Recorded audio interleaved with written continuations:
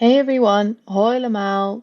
So today I'm gonna show you some new plants in the garden and also some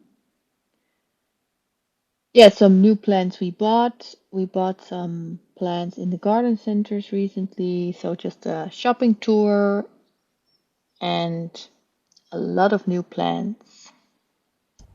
So yeah, I don't have anything more to say, so let's go.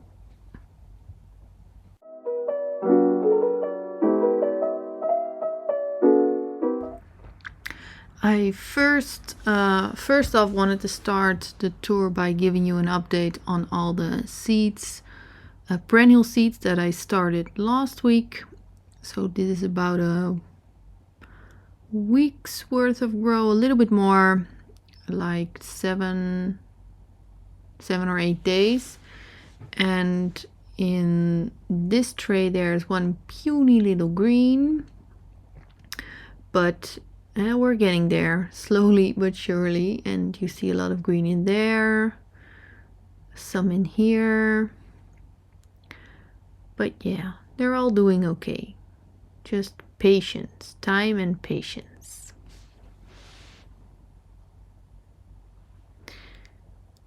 And I'm thinking about adding a grow light on top and attaching it from the curtain rail, that's the word, so it can just hang from above. There's the curtain rail. Just add some more light because I do see the seedlings already stretching out, and it's already this early in the season. So these are all the plants we either recently bought or we just haven't shown you yet. They're on a couple of pallets and some trays on the side, some smaller pots. The ones on the pallets have been transplanted, as in from bigger pots to smaller pots, since they are not going to be put in the ground anytime soon.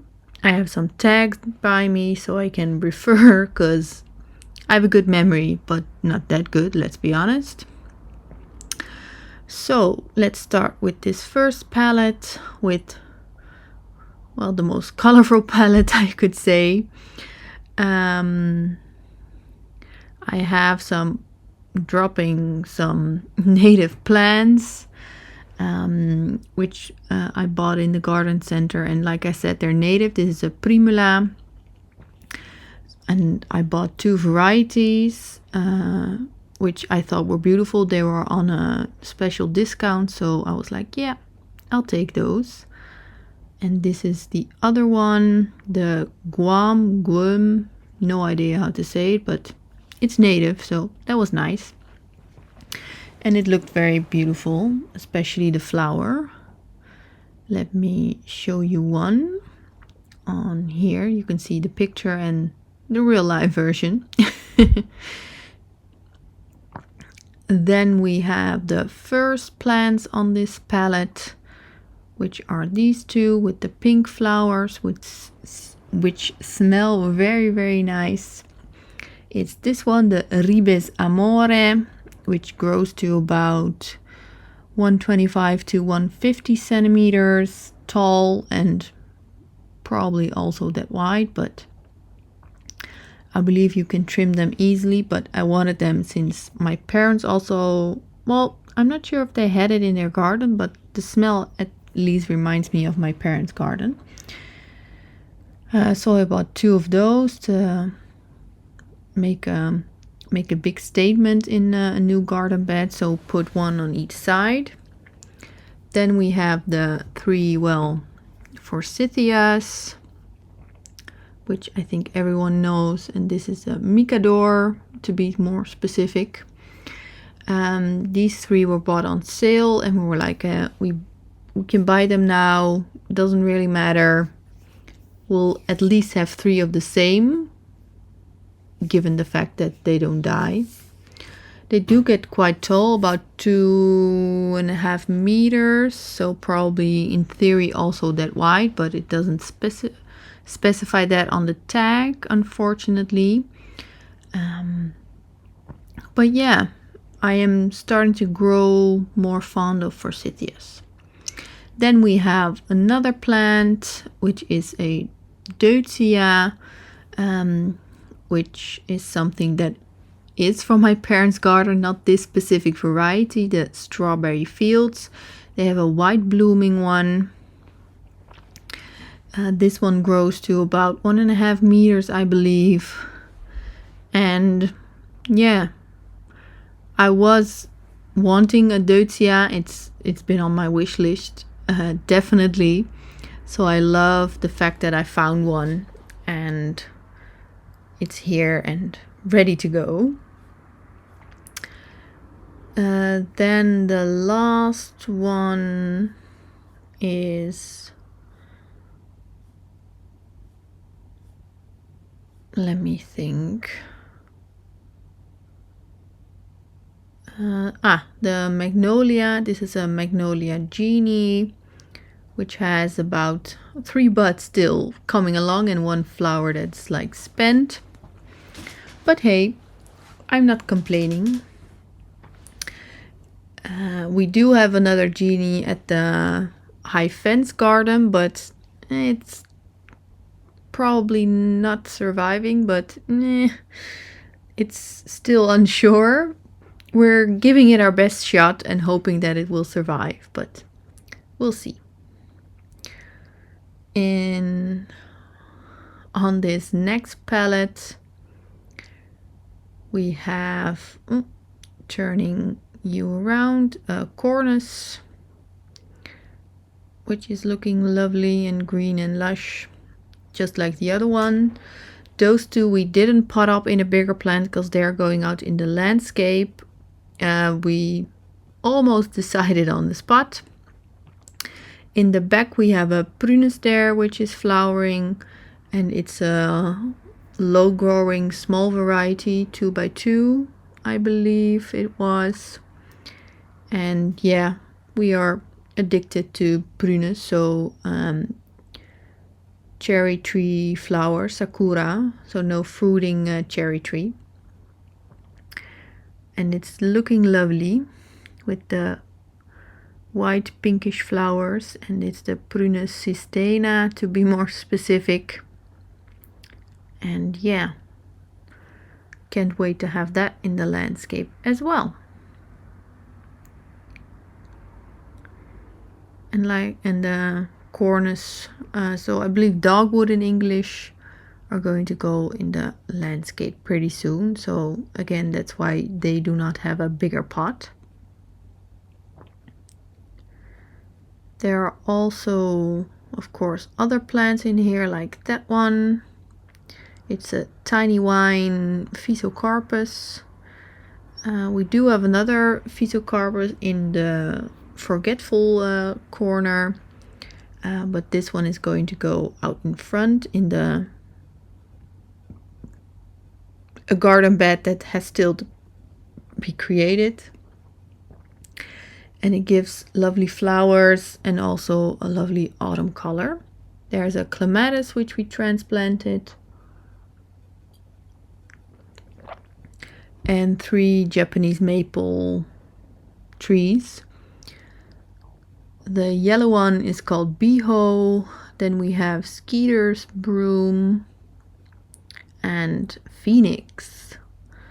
And they are showing their beautiful color already, so I'm very excited.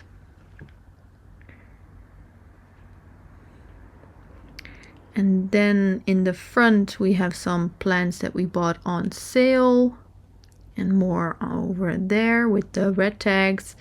And in these crates, no, not crates, pallets, we have 2 pallets filled with Farmer Gracie bare root plants and flowering already, so isn't that lovely? And more on this side, and they are thriving. Some of them didn't make it, but hey, that's predictable. A buddleia which we transplanted from the garden, it fell over in the storm. a Christmas tree, and 3 other trees, a Norwegian maple, I believe it is,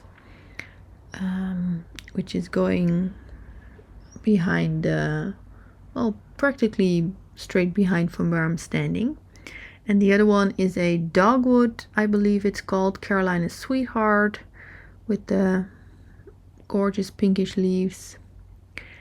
And that one is a Magnolia blue opal, which, as the name implies, has a bluish kind of flower. So I'm hoping it will still show its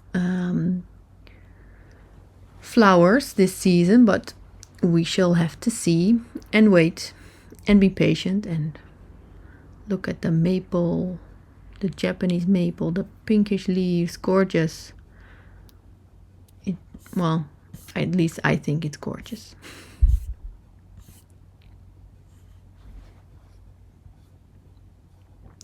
And another look at the genie, which is doing good.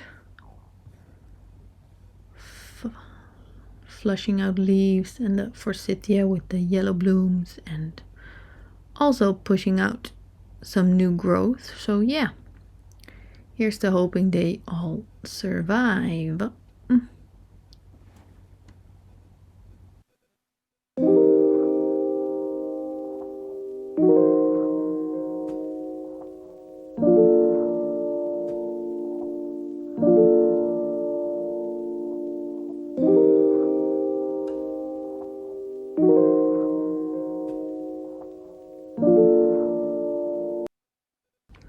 So this is the first plant in the ground.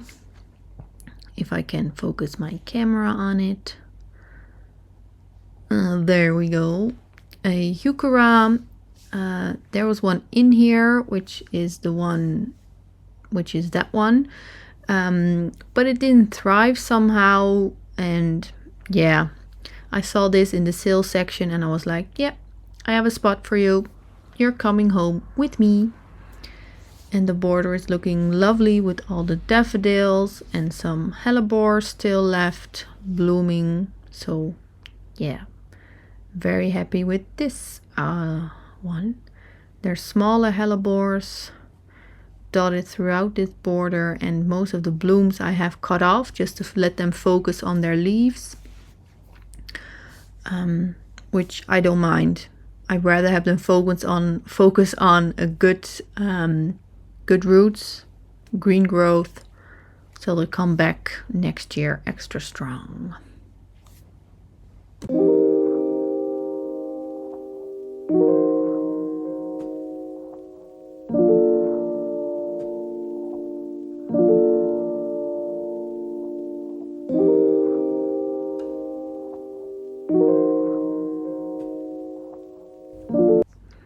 So this is how the Magnolia looks after it's gotten some frost, brown tips, and not looking so good, to be honest. But yeah, it is what it is. But and also that's the plant I just planted, and some wisteria flowers that are looking meh, not their best. And this is the second plant that we recently planted in the ground. There used to be another plant over here, but I didn't like it, so it went bye-bye. And to add to it is this cotinus, which adds some red color to this border, which it didn't have. It grows to about 60 by 90 centimeters, I believe, or 60, something like that. So it has the space over here, and the rest of the border is looking very good, very lush. And there was another plant over there, also a daylily, I believe it's called in English. And it was basically a slug hotel, which I didn't like, since I do have some hostas around there. And they were, like I said, using it as a hotel, not to eat from that plant, but just to use it to sleep during the day and come out at night and have a safe place to hide. And I was like, no, the hostas were over there, and I didn't like it. I didn't like the plant, didn't care for the flowers, so I exited it. There are some leftovers, I can spot them. So we are now near the newest magnolia we planted and the other new border with the crab apple in it. And here we added 2 plants in the garden, most recently also. That one, which is a hydrangea, and that one is a spirea. And this first one is a hydrangea paniculata diamond rouge, which also was bought on sale. And we do love these types of hydrangeas, since we can cut them back and not have to worry about not getting any blooms. That in sheer contrast to those types of hydrangeas which flower on old wood. In Dutch we say boerenhortensia, so farmer's hydrangea. Not sure why, but that's the name of it. So this one, and then the other one, which is a spirea with the beautiful new red looking foliage, the double play doozy to be specific. So it flowered for a very long time, from May till September, so a long flowering season, so lots of interest, lots of flowers for a very, very, very long time.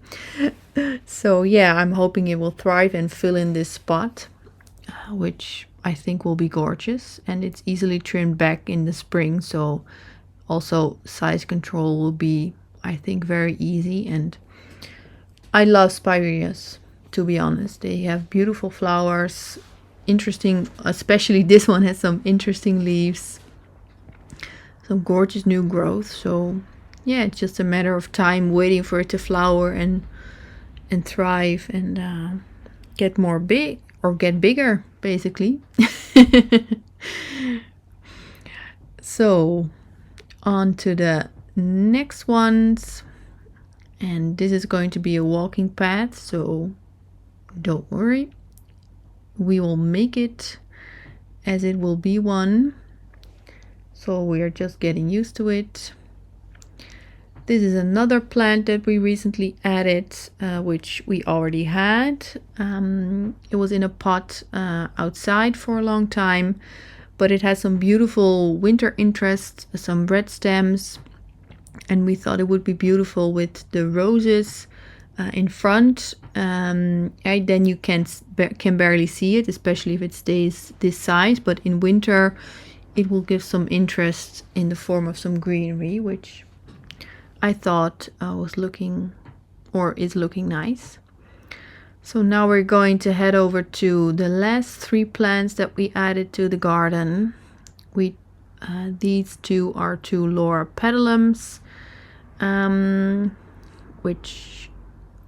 they do add some red. So one is the ever red, and the other one is the Chinese black pearl. So I believe China is on the left and ever red is on the right. They were bought on separate occasions, and we thought we bought the same ones, but looking at the tags we were like, yeah, no, sorry, but no. But they basically look the same to me, so it's all good. They just have a little bit of size difference. And since we are mirroring the bed on the other side, of the driveway, there are 2 more, or the same ones, but on the other side, to also add that red color over there. And my David Austin roses are showing signs of life. Yay! Also, the lilacs are showing life. But yeah, let's hope these ones thrive. And the very last one is this juniper, which is a low growing juniper to be specific.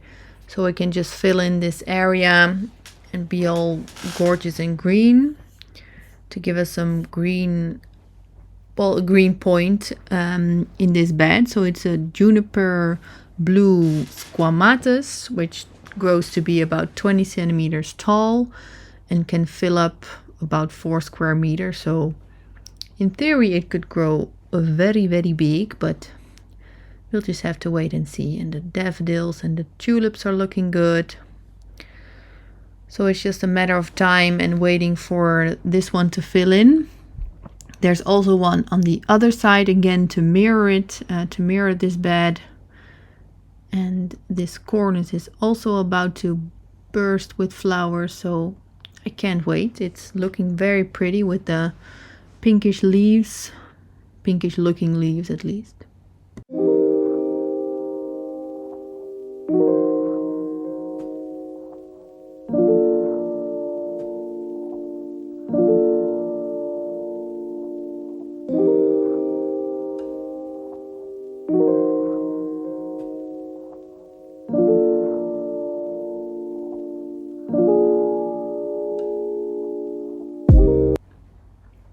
So yeah, thank you for watching. I hope you enjoyed, learned something, maybe spotted some plants you wanted to add in your garden. So yeah, thank you for watching. Bye everyone. Dag allemaal. PS, we also bought this wisteria. So the Ikoyama Fuji with the very, at least in this picture, very bright pink leaves, pink flowers I should say.